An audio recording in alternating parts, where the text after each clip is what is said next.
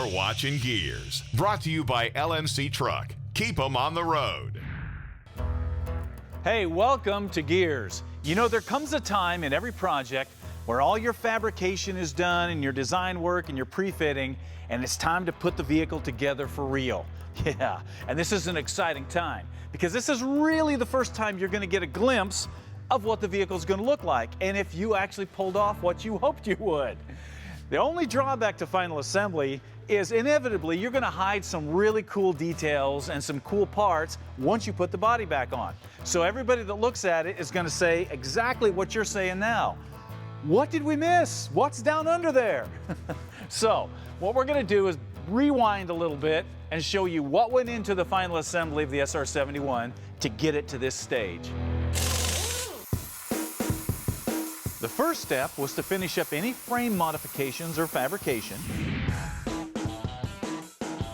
Then we dropped the frame and suspension pieces off to Mr. Speed Coatings to get them cleaned up and powder coated.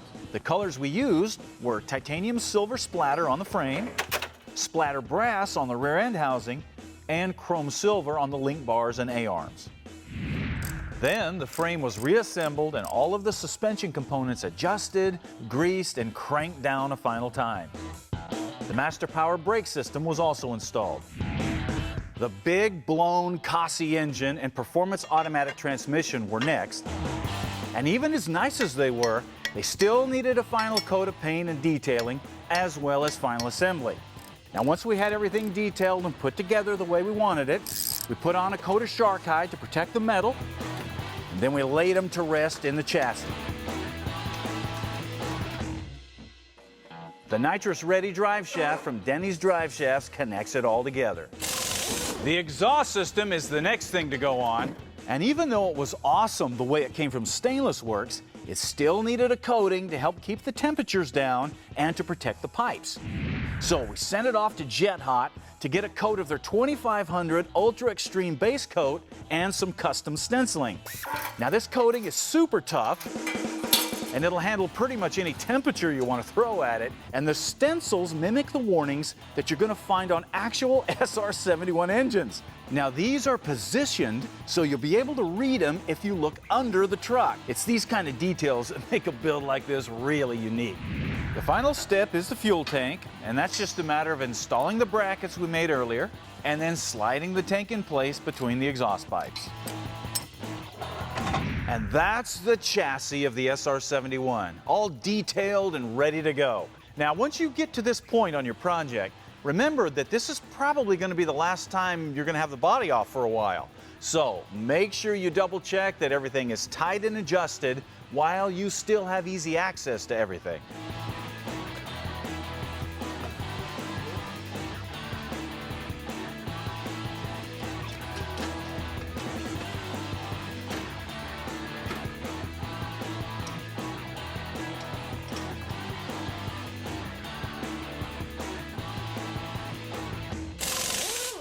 Okay, with the body bolted back down on, we are finally ready for wheels and tires. And if you'll remember, on this project, we're using a great handling modern suspension on the front, and then on the rear, a more traditional 4-link hot rod suspension, which means those big Corvette spindles and brakes here on the front require at least an 18-inch rim.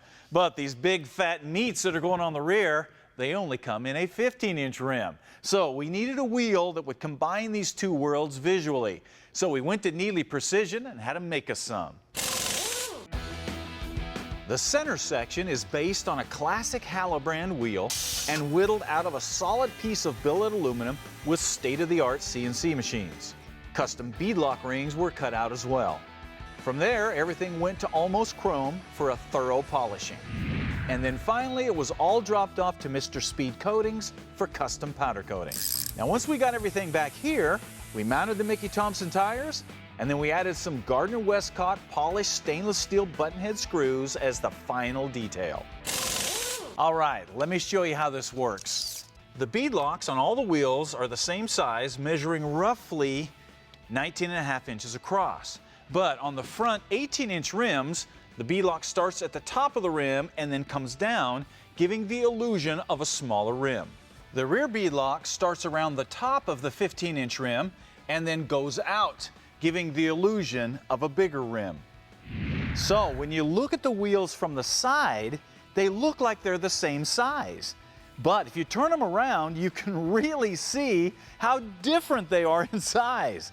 This is a great way to solve a common problem that you have messing with modern wheels and tires and suspension.